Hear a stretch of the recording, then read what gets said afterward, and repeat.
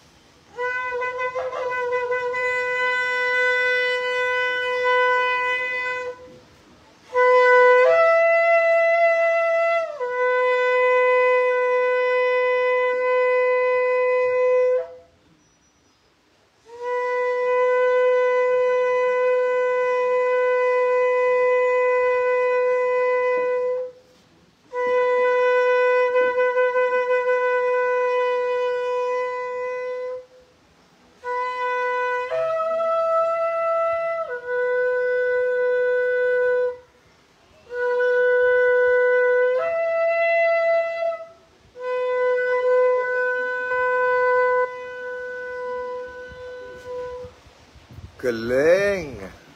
Brother, happy Sabbath! Happy Sabbath, brother! Ayun! Nandito na! Ganda na ng temple. Aba! Yan. Yan po ang templo dito sa ibabaw ng bundok ng Kasile.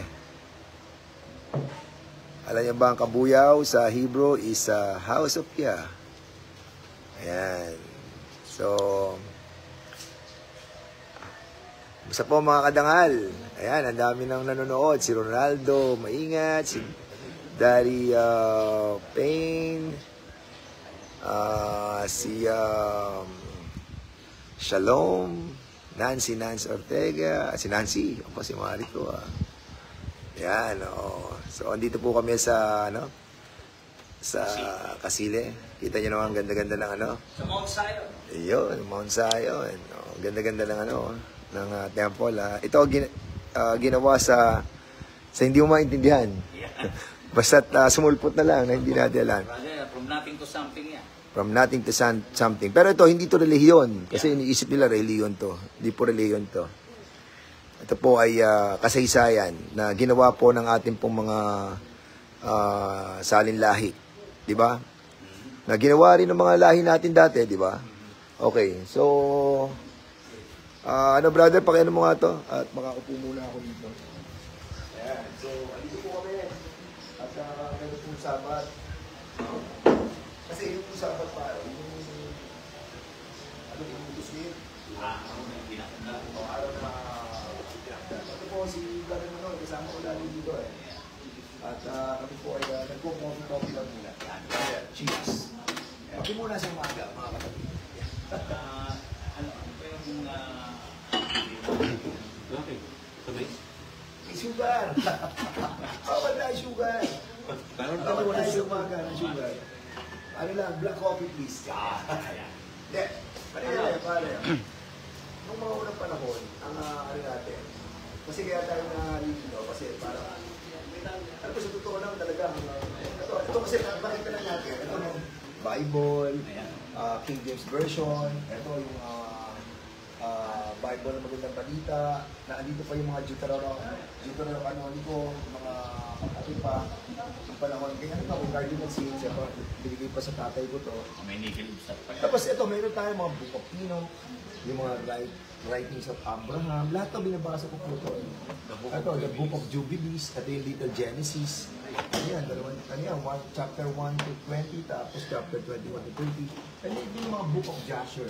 Lahat yung mga binabasa po natin yan. Kasi Bro, ibig sabihin, yung mga libro na nabanggit mo, ito ay nakapaloob ba sa loob ng libro ito? Dito na natawag natin ito. Hindi, yun nga, unfortunately, ang problem kasi sa natin, sa Bible natin, hindi lahat siya nakalagay siya. Ang totoo, itong Bible na ito, itong galing sa, sa Catholic to Andito, yung tinanggal nila dito, may tinanggal silang Iba-ibang yung Jutoro Canonical. Mula dito sa, I think, sa Tobits. Ayan. Mula doon sa Tobit, ito nawala na to eh. Ayan, Makabeyo 1, Makabeyo 2. Tapos, pagpasok mo sa Machu, ito na, nagsimula na sila sa Machu. Nagtapos sila sa Malakay, sa Old Testament na sinasabi. Ito yung natanggal. So, 1978. yung mga libro yun, bro? Libro to.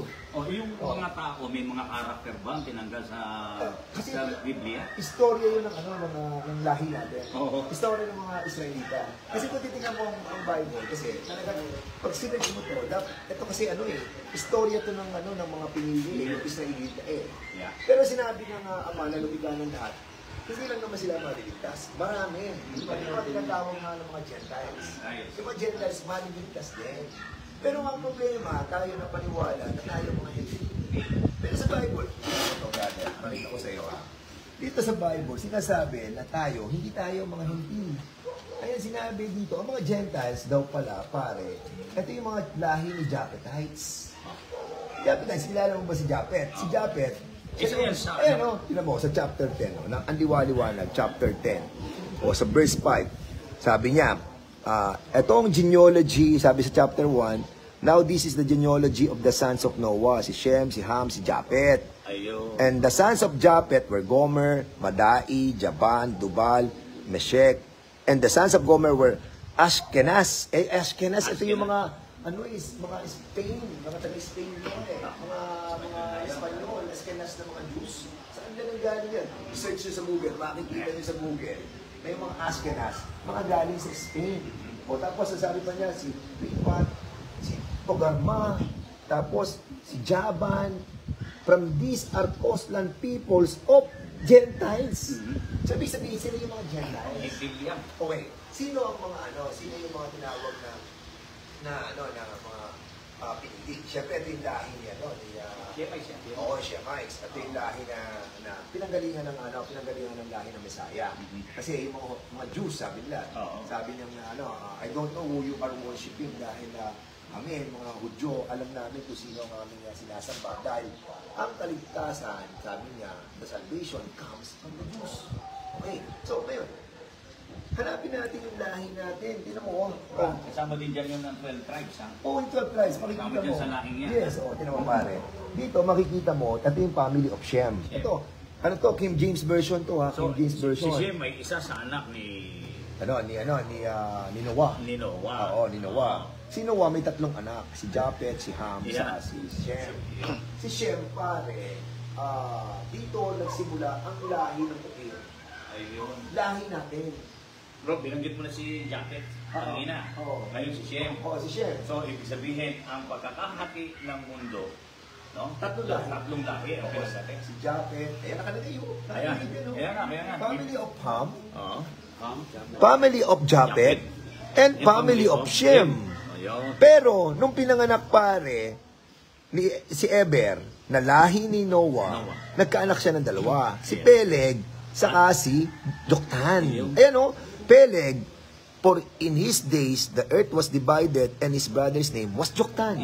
Tapos, si Joktan bigat Almodad, Shelep, Hasarma, Jera, Hadoram, Usal, Dikla, Obal, Abimael, Sheba. Si Sheba. Yung sinasabing taga Cebu. At, eto pa. May Tarsis pa. Si Opir. Saan ba nanggaling? Si Opir. Si Abila. All these were the sons of Joktan. Ito, tinan mo, maganda sa sinabi sa King James Version. And their dwelling place was from Mesha. Ang Mesha kasi Iran, Iraq. Sa Middle East, doon sila napatira. As you go towards Shepar, the mountain of the east. Sila ang napapunta sa east. Sa mountain east. Oo, sila Opir. Ibig sabihin. Napapunta sa east. Dito to, brother. Yes. Kaya nga, bakit sinabi ni Antonio Pigapetta na doon sa harapan ng China, pulo-pulo ng isla, ang tawag nila ay Opir. Kaya, mismo King James Version nagsasabi na tayo yung Opir. Pero ngayon, ang tanong nga pare, bakit yung ating saling lahi, hindi na natin nalinayan? Kasi yung nagpulo sa Biblia. siyempre tumutukoy na tayo sa genealogy. Yes, so salin-lahi. Sa lahi na ito. Ang salin-lahi para kasi, kaya tayo na dito, may nagturo na ba pare ng Filipos 3.9. Sa Filipos 3.9 pare, tinan natin. Sa Titos. Sa Titos. Ayan, Titos 3.9. Tinan nyo ha. Kasi ito, ako nagre-research ka talaga ako pare. Nire-research ko yung iba-ibang libro. Ayan, napakarami natin dalang libro. Oo, tinan mo, binanggit dito pare. Ito sulat to ni Paul ha. Ayan, ang sabi ni Paul. Sulat to ni Paul kay Titos. Ang sabi ni Paul, but avoid foolish disputes, genealogies, contentions, and strivings about the law, for they are unprofitable and useless. Sabi niya, iwasan nyo yung mga kalokohang pagtatalo-talo sa salin-lahi, sa pagtatalo-talo and striving about the law, pagsusumikap sa kautusan. So, iwasan nyo. Ibig sabihin, pinagbabawal niya na matutunan at malaman ng tao ang genealogy ng salin-lahi. Kaya tayo, ano ba yung dahilan? Bakit yan ang napakabigat na maaaring matuklasan natin. Niligaw nga tayo. Kasi nga alam mo naman mga jacket types, lahi, kasi dalawa nga. Alam mo pare, dalawang lahi yan kasi talagang pare. Kahit ibigyan mo naman dito sa Bible. Pero babayan mga kadangala, kaya tayo nag-uusap kasi alam nyo. Araw may nasabad. Araw may nasabad. Hindi po ito, kami wala. It is not religion. Kasi kapag ang Biblia ay itinit mo as a diba? Pero kung ito-treat mo to as history to ng ating mga lahi, ng ating mga Israelita, mga Hebrews, mga ganon, doon mo makukulawaan. Tapos ngayon, huwag kayo mag-search, asahan yung Bible lang. Search kayo sa ibang mga writings. Pero lilinawin ko lang, pero hindi lang masama sa hindi natin tinutuloy sa anong religion. Wala. Kasi nakakatulong sa pagpapaliwanag ng mga kaya. Yes. So, kaya naging kasamapan din ng religion sa pagtuklas ng mga katotohanan hinggil sa ating pasalin-lahi. Maging kay Abbas. Kasi tayo, hindi tayo maliligaw kapag ang ating pong pinapanalalanginan ay yung mga amalalugan ng lahat. Kasi, ano pare? Tingnan mo dito, sa Writings of Abraham. Sa Writings of Abraham, nung mabasa ko ito, kinuha ko na ito sa Google. Kasi, hindi mo rin siya lahat paniniwalaan dapat. Kasi hindi mo alam kung sino tama. Pero makikita mo na nagtatama doon sa mga sinasabi dito. Like example, sino ba ang tatay? Ang tatay ni Abraham. Kasi kinukwento ni Abraham pa, nakasulat. Ang tatay niya, my father Terah was a son of Nahor. And Nahor was the son of Serug. And the Serug was the son of Ru. And sinasabi niya, and Peleg was the son of Eber. Kinukwento niya dito kung sino. At sinabi niya, dito, sa kwento niya dito, pare, kinukwento niya na meron talagang sinumpang lahi. Meron talaga. Yung seed of Cain. Kaya maliwanag dito. Sabi niya, dito ko nga rin nalaman pare na merong 12 naging asawa pa si 12 wives of Noah. At dito sinasabi niya na dito, tinan mo ayan while Naama, sinaama kasi kinuwento rin dito sinaama Sinaama, pag mapapansin mo doon sa Genesis pare, sinaama, siya yung huling lahing Cain. Pero dito sinasabi niya, sinaama was yet a child, great consternation fell upon the seed of Cain, for Ira the son of Cain had become a member of the secret combination and was privy to all secrets. May mga sikreto during that time na tinatago yung lahi ni Cain. Kasi yung lahi na ni Cain pare, close yung kanilang lahi. Dahil nga seed of the serpent. Hindi sinusumpa And I will remove an end of your seed and your seed. Yung seed ni Cain, sinumpa. At yun yung sinumpang yung pare, nabuhay yun. Kasi sinaama, sinasabi dito sa Writings of Abraham, ang nakasama ni Noah doon sa pangbarko. Kala ko natapos na yung problema. Hindi ko pala, may sumabit pa talaga ba? Hindi nga kasi sabi niya. Tignan mo, sabi mo to. Sabi ni Abraham, but Irad was pricked in his heart and pled with the Lord to show mercy and preserve his seed through the great flood. Iligtas yung seed na yun dahil naawa siya kay Irad na lahi niya. Si Irad, lahi din na siya may. But, iniligtas yung lahi yun. Pero, to preserve, para i-preserve yung seed of the serpent. Ang seed of the serpent, yung seed of Cain, na iniligtas doon sa flood. Kaya, muli na muli. Yeah. Mas dumami pa nga na akin eh. Mas malalaki pa yung seed ng kay Cain. Dito nga matutuwa ka, brother. Nung binabasa ko itong writings of Abraham, medyo, kasi nga, malalaman mo, maitindihan mo eh, magkaganon eh, mag-giant. Kasi bakit? Kasi dito, marami nang marami nang nawala eh. Tapos, ang sinasabi pa sa atin sa Biblia, huwag na natin tingnan yung salin-lahi natin. Kung hindi natin tingnan yung salin-lahi natin, doon tayo na. So, marami din siguro kulang pa dito sa mga nakasulat na ito, no? Hindi rin lahat. Eh bro, at mo sa buong Pino. Ito, nabasa ko sa buong Pino. Yeah, isang karakter yan na hindi yung mga sinulat niya, hindi nakalagay. Ito sinasabi dito, ulit sa buong Pino, chapter 5 eh. And there shall be bestowed upon the elect wisdom. Pagbibigay siya ng wisdom uli. And they shall all live and never again sin, either true ungodliness or true pride, but they who are wise shall be humble. Ibig sabihin pare, ibabalik na yung wisdom na ito eh. Kasi nga pare, dahil nga tayo, sa mahabang panahon, para tayo natutulog. Dahil sa kasalanan ng ating ilalagay. Kahit hindi na sila nagano bro. Di ba bibili ako sa iyo sa book of sabi ko, ang tabasahin mo para sa book of Jubilees, sa babae mo sa sabi. Sa book of Jubilees. Ay, sa book of Jubilees. Ano ba sinasabi niya? Ang sinasabi dito pare. Alin nyo, yung apologetics Ayan, ba? sa chapter 9. Yung apologetics na. Ito book of Jubilees sabi sa book of Jubilee. Sa little Genesis to, sabi. Tinan mo pare. For they will forget all my commandments, all that I command them, and they will walk after the Gentiles. Kasi mga Gentiles, ito yung labas dun sa lahing pinili eh.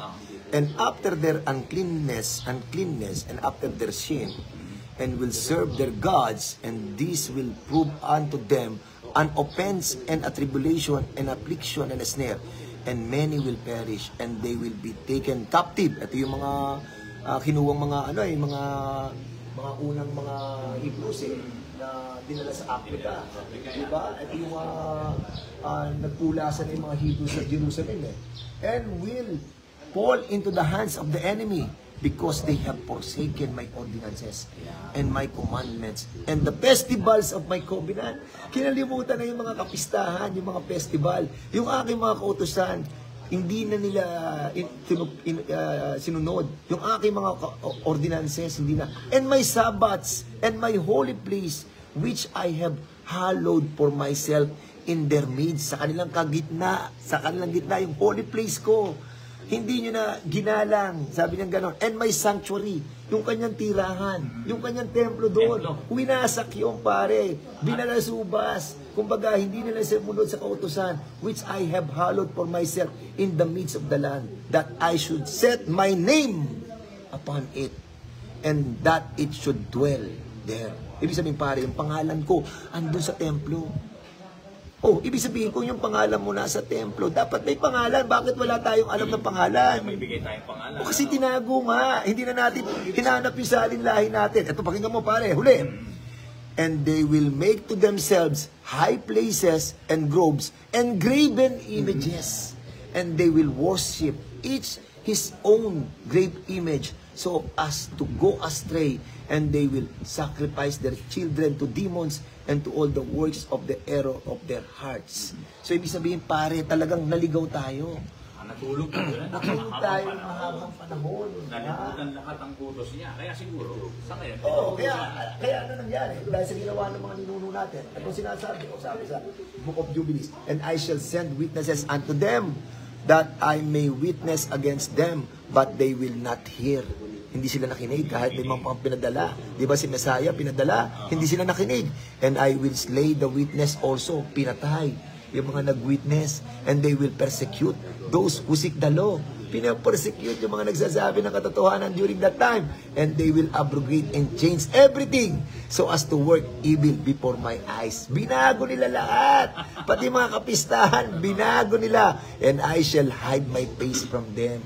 Kaya tayo, hindi na tayo pinakikinggan. Kumbaga parang nawala na. I shall hide my face from them and I shall deliver them into the hands of the Gentiles for captivity. Kaya yung mga true Hebrew, di ba yung mga slaves na nanggaling doon sa Jerusalem, dinala doon sa sa Africa, ginawa silang mga slaves, di ba?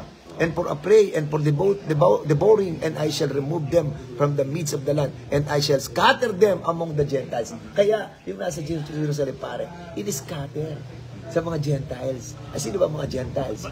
O yung mga nakalagay doon, yung mga European, sabi, di ba? Sila Gomer, sila, mga Japan. And they will forget all my law and all my commandments and all my judgment and will go astray as to new moon. So, nawala na tayo. Hindi na natin sineselebrate yung new moon. Hindi na natin sineselebrate ang Sabat. Hindi na natin sineselebrate ang festival na nakalagay sa Biblia and jubilees and ordinances. And after this, they will turn off to me from among the Gentiles with all their heart and with all their soul and with all their strength, and I shall gather them from among all the Gentiles, and they will seek me. Ayan, pare. Ibig sabihin, darating ang panahon, hahanapin natin siya muli. Kaya hinahanap natin siya. So that I shall be found of them when they seek me with all their heart and with all their soul. And I shall disclose to them abounding peace with righteousness, and I shall remove them from the plant of uprightness with all my heart and with all my soul, and they will be a blessing, for a blessing and not for a curse, and they will be the head of not the tail. And I shall build my sanctuary in their midst. Muli niyang itatayo ang kanyang titirhan, yung sa gitna nila, and I shall dwell with them, and I shall be their God, and they will be my people in truth and in righteousness. So in other words, brother, ang problema, brother, kasi sinasabi nila na ito yung galing sa book of Oo. So, mayroon din yung maliwanag. Na ang maliwanag doon sa sinasabi mo, brother, ito yung mga katotohanan na ating binubuksan. Yes. Binubuksan natin ito dahil ito'y katotohanan. Yes. At yung katotohanan ito, brother, katulad ng sinasabi mo na many will be persecuted Because of my name. because of my name. Yes. Okay, so we will expect Persecute some po talaga. of the persecution that will come Yes. to us. Pero tanongin mo, pare, hindi naman isipin mo ito, brother. Bakit walang pangalan ng Ama? Bakit wala tayong pinanganak sa mundong to, wala tayong tinawag na pangalan? Wala. Samantalang sinasabi niya, May pangalan. oo, sabi niya kung hahanapin natin siya, di ba?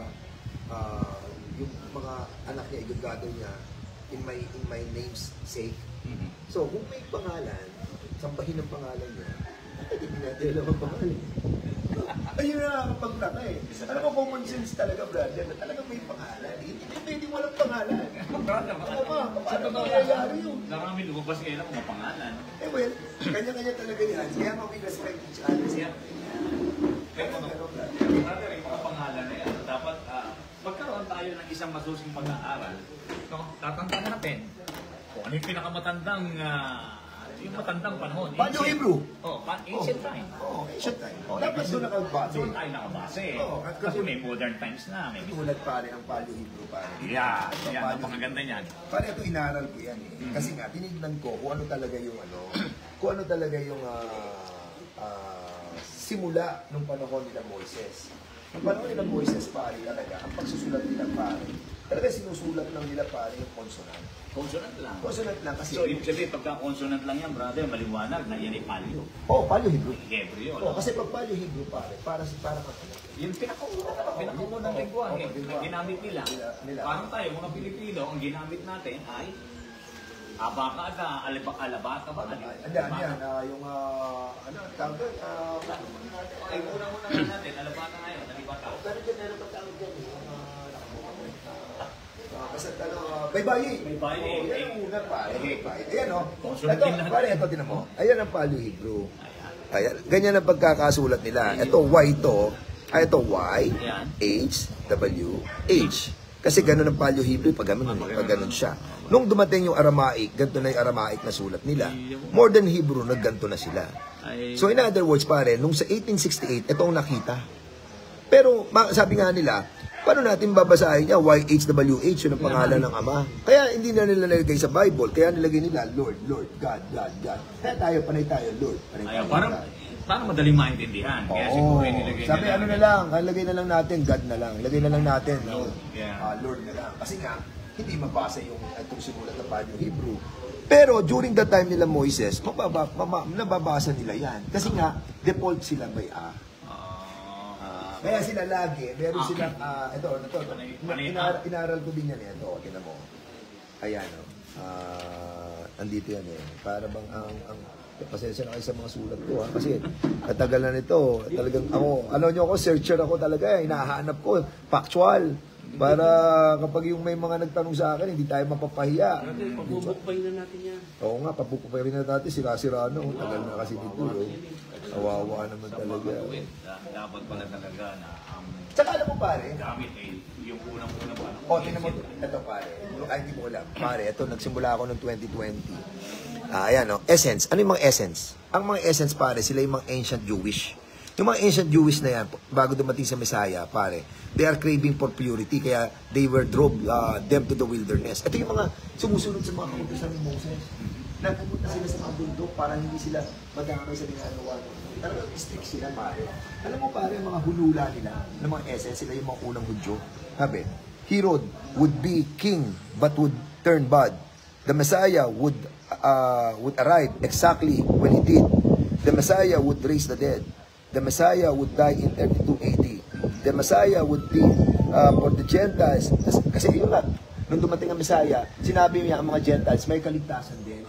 Na basta, sinunod nila yung utusan. Sinunod nila yung ordinances, yung mga festivals, yung mga inuutos niya. Yung covenant. Yes. O, sinabi niya rin, dito mga essence na to, yung mga purified to mga to eh. Sabi niya, the Messiah would begin an age of grace. Ano mo ba sinabi ng essence pa? Age of grace. Oh, age of grace. Ito kasi may ano eh, yung every 2,000 years. Alam mo sinabi nila, ito, in either calculation, we are entering the final jubilee of this age of grace, 2025 to 2075. Ayan sila nagsabi. Next year. Sila nagsabi, Is the brother. Jubilee. Yes. Essence na nagsabi, sila yung mga ancient Jews. Sinabi yan nila, nung pa, brother. At sila yung mga naghula. Nagkakaroon yung Messiah will be from the Gentiles. Tapos ang sinabi nila, mamapatay ang Messiah ng 32 AD, si Herod yung hari, pero magiging masama. Practice yan, brother. Oo, yan. Alam mo pare, kung sa Nagkakaroon ng katuparan ng mga practice. alam mo pare, ito, sinulat ko to. Sa Messiah. Nung 2019 pa, 2020 pa, nakita ko lang to nung isang araw. Sabi ko ba, bakit meron ako nakasulat dito na 2025? Nagulat ako, nung aking templo ko will be consecrated. 25. So, sabi niya, yun ang age of grace. Yun ang tinatawag na parang reset. Na, yung habang, kasi nga, ang sinasabi pare, kasi sinabi pare, tinan mo dito, sinabi pare doon sa, Second Chronicle pare, Second Chronicle 2:14, ang sabi, if my people, sabi, are called in my name, sabi niya, tinan mo, and sabi, ano ba, pinamuna natin para sigurado tayo kasi Pwede magsalita. ayan pare, ito, sinulat siya eh. Dati pa to eh, matagal na to. Sira-sira na nga, pasensya na kayo mga kasama, pulit-pulit na, Naalala ko lang, sabi niya, 2 Chronicles 7:14, kahit tingnan niyo sa Bible yan, if my people who are called by my name, kung yung aking mga tao na tinawag sa aking pangalan, paano ka tatawagin kung hindi mo alam ang pangalan? Will humble themselves and pray and seek my face and turn from their wicked ways, then I will hear from heaven and I will forgive them their sin and heal their lands. So, kung tinawag ang tayo sa kanyang pangalan, pangalan talaga yung pari at tatawag sa iyo eh. Napakahirap eh. Ay, nakalagay yung Chronicle 7:14. Nakikilala ang pangalan eh. O, pero, Lord God. kaya nga ito masama. Exodus 20:13. Tingnan mo. Exodus 23:13. Kaya yung magkaduktong yan eh. Exodus 23:13. Be careful to do everything I have said to you. Do not invoke the names of other gods. Do not let them be heard on your lips. So, ibig sabihin pare, walang ibang pangalan na papanggigil mo yung labi. Dahil, sinasabi niya, remember everything I told you. Di ba? Utos niya eh. At tapos marunong po, lumalabas sa pangalan sa mga natin. Kaya dapat, alamin natin yung tunay na pangalan. Yun, mga kapatid. brother, hanggang sa ngayon ay marami ang pagkatalo-talo tungkol sa tunay na pangalan. Kaya nga, dapat meron tayong basihan kung paano natin aalamin at kikilalanin ang tunay na pangalan. Hindi, ang gawin na... At sa tingin ko naman, brother, Oo. hindi tayo naliligaw. At wala Paano yung Hebrew pinagbabasihan natin? natin? Paano yung Hebrew? Dahil ito yung mga unang panahon. Yes. Wala nang nauna pa rito. Ito na talaga yung unang panahon. Saan ako kasi, brother, ang pamantayan ko dyan, ang pamantayan ko, siguro, ang talagang pinag-uusapan, no? Kasi alam mo, tumawag ka sa kanya, ama na lumika ng lahat. Lumika ng buhay mo, lumika ng buhay mo, lumika ng sanlibutan. Hindi ka na maliligaw doon. Wala na tayong ligaw doon. Pero brother, medyo utos. Na ano? Dapat alamin mo yung pangalan niya. Yeah. Tumawag na tayo, walang gano'n. Dapat alamin, ito yung isang utos eh. Nasa covenant. If my people are called by my name, eto pa pare, brother. Kasi kaya tayo naligaw. Kasi nga, ang Biblia kasi, itinuring natin siyang religion. Kapag titigil ka, parang religion, parang, ito sa akin, ito sa ganyan, parang, pare, dapat ito kasi lahi ito eh. Ito yung istorya ng lahi natin. Mula kay Adan at Eva. Di ba? Yun ang lahi natin na sinubaybayan natin ang lahi ng mga Israelita. Pare, nakalak pa sa loob dito. Yung salvation, naging party ng kanilang buhay. Isang party lang yun. Kasi, yung salvation na nanggaling sa kanila, yun ang dapat din natin alamin kung paano nila ginampanan. Kaya sila nagkaroon ng kaligtasan. Kaligtasan. Diba? Dahil sinunod nila yung utos. Diba? Yung panahon nila, tawag dito, nagpe-festival sila, yung mga Basta yung lahat ng... Kitong festival. Oo. Hindi rin natin ginagawa na. Tinanggal natin. O, sino nagtanggal? Yung utos talaga. Sinulat ng ating mga ninuno. So, ano na to, kasi kami pag Wednesday po, pag Sabat, ganito po ginagawa namin, alakayan po kami. Naisapin na namin ni Brother Manoy na May bahagi na lang. Ito naman po, Malagay ko, wala namang masama kung tanggapin o hindi tanggapin. Pero ang mahalaga ay maaaring makapagbigay kami ng mga ilang kaalaman sa pamamagitan ng mga binibitawan o binabasa ni Brother Saka Bo. bro, magsaliksik kayo. Kasi alam mo ako katulad yan, lahat siya sinaliksik. Lahat po binasa ko to. Kasi alam mo, mahirap na makikipag-ano ka. Magtuturo, brother. Hindi magtuturo, hindi mo tayo nagtuturo. Nagbabahagi pala. O kung nagbabahagi ka tapos makukorner ka na wala kang pinagbabasihan, lahat po. Lalo na itong writings of Abraham. Pag tinignan nyo itong writings of Abraham, dito yung makikita yung lahi ng sin of the serpent. Ito yung lihim na tinatago nila na sinumpang lahi. Pero sinumpang lahi eh. Yung writings of sinabi ni Abraham. Siya nagsabi eh. Dapat ito nilagay natin dito sa Bible eh, para nakita natin kung ano nangyari. Nahanap ko rin yung writings of Enoch eh. Ito nga. Napakagaling ng mga... Ito may Enoch. O yung sinasabi ni Enoch na isa mga elect. Yung mga pinili. Alam niya, sinabi niya yung mga pinili eh. At sinabi niya yung mga sinumpang lahi eh. May sinumpang lahi eh. Pero wala, hindi nakasulat pa sa atin. Hindi nakasulat sa Bible. Kaya ang Bible, dapat ituturing mo siya as yung kasaysayan. Kasaysayan. Tapos basahin mo na. Kaso ang problema nga, sinabi nga sa Titus 3:9 ni Paul, huwag niyo nang hanapin yung mga sabi niya. Kasi si Paul is also pariseo siya eh. Siya naging kasangkapan mga. Oo.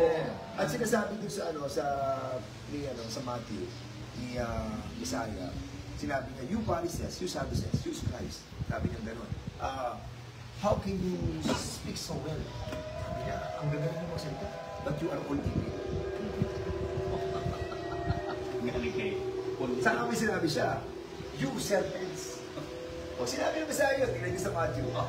O sinabi, kayo mga ahas. Oo. Kasi sinasabi niya ahas na sinasabi ni Abraham, na lahi na sinumpa. Lahi. Seed of Cain.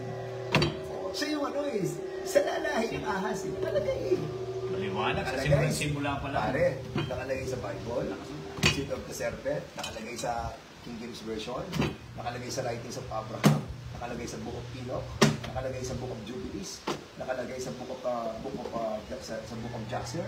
So ngayon, bakit hindi in-explain na maganda doon sa Biblia? Wala nang ibang basihan. Inatiri ko lang lahat para malaman natin kung ano talaga ang lahi ng ahas. Walahi ng ahas. Ako, brother, ako, leader ako, brother.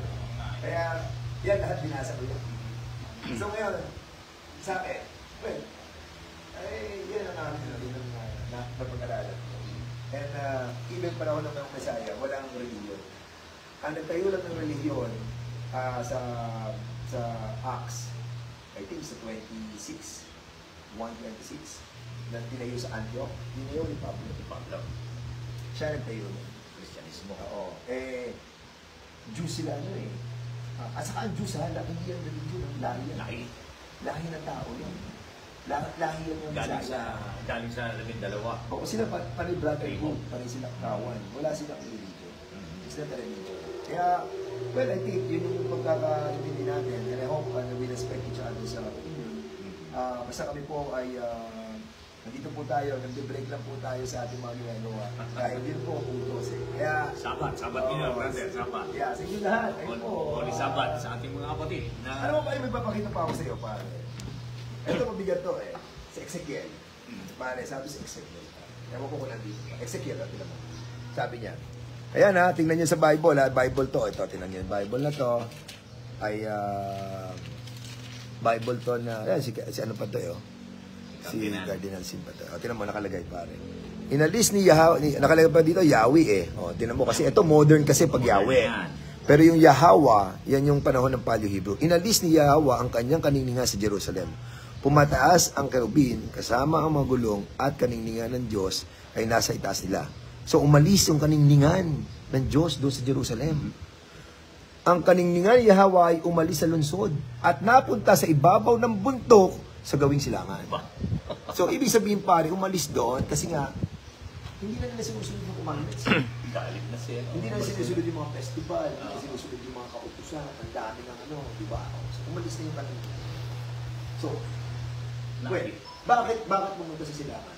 Andun yung isang lahi Andun yung lahi ni Joktan, si Opir Alam nila na magkahiwala yung si Peleg sa Kasinon, yung isang lahi nagpunta ng East. So, Hebrew din. Sa dalawang Hebrew na nagkahiwalay, yung isa, yung kanilang tinituran, napuno na ng mga disobedience, na hindi na sumusunod sa kautusan. Natanda ko tuloy, brother, yung pinag-usapan ng una na talagang hindi naman ang naunang mga tao rito si Eva siya. At may nauna pa. Susulat naman sa Biblia. Palagay, pakita natin. Yung kaya nakita naman pare, hindi naman yan ang pare. Yung dalawa. Ano sabi, pare, na meron... Pero hindi binigyan ng pangalan, hindi nakalagay ang pangalan. Oo, pero kaya nga nalito tayo. Pag tingnan mo King James Version, pare, sinasabi dito, pare. Akala nila iisa. Na may tao. Alam mo kasi, ayan tinan mo. Sabi niya, dito, brother, yan.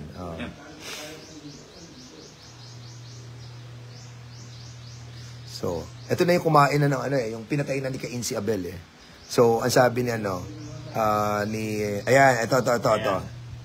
Sabi ni Cain, and Cain said to the Lord, my punishment is greater that I can bear. Ang bigat naman ng punishment ko, sabi ni Cain sa ginawa ko.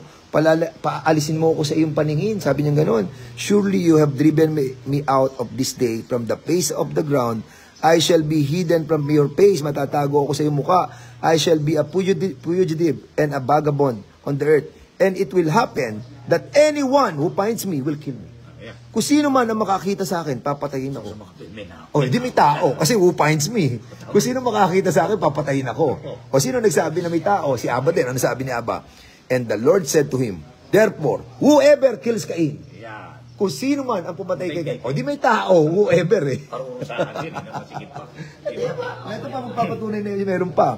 Then Cain went out from the presence of the Lord and dwelt in the land of Nod on the east of Eden. And Cain knew his wife. Ano ba yun? Titignan mo pare, dito. Pagkatapos ng sinabi niya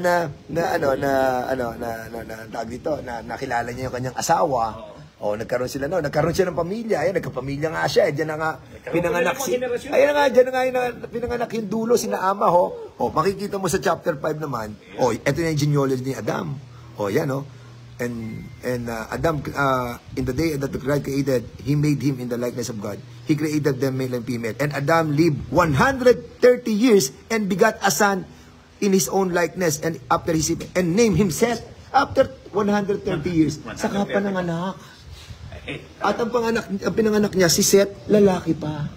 O saan ang galing yung napangasawa? Saan ang galing tong si yung asawa ni Cain?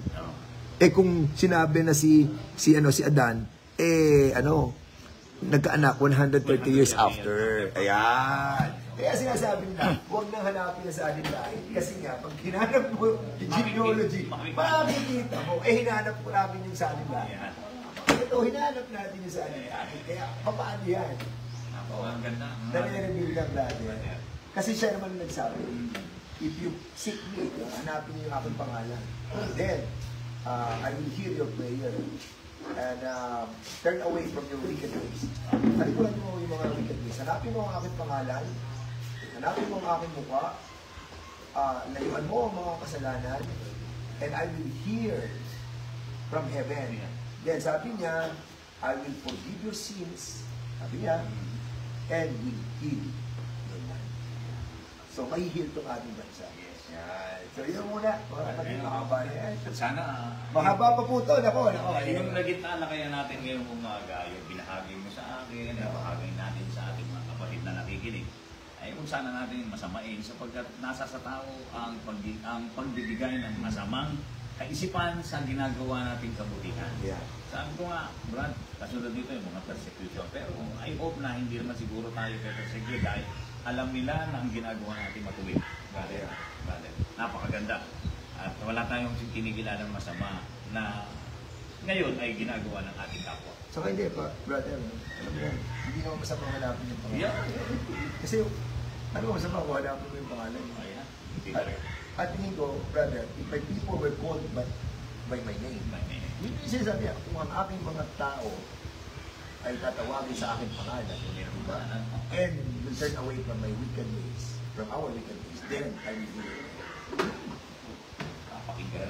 Sa inyo lahat, mga katangal, maraming po salamat. Diyan po muna at dito na po kami sa temple, relax. At maganda po, minsan makabisita ko at makinig po yung temple na nasa ibabaw po ng bundok ng Kasile. Yeah, mga kadangal, mga kabarangay, narinig nyo ang bigay ng ating magiging ama ng ating lalawigan na Laguna na mayroong gobyernong may saka.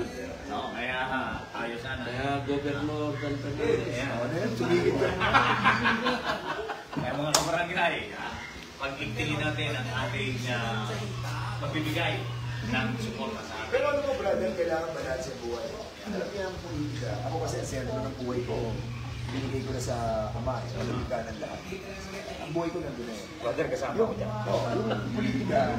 Yung politika, pamilya, yung mga negosyo, whatever, ano na yun, bahagi na lang yung brother. Peripheral lang yun. Pero ang sentro ng buhay natin, lalo ako, ang sentro ng buhay ko, brother, yung lumita sa akin, yung lumita sa gilid. Doon na tayo. At yung sa, yun naman, everything will be followed. So sa inyo lahat, buhay po kayo at be blessed. Be blessed!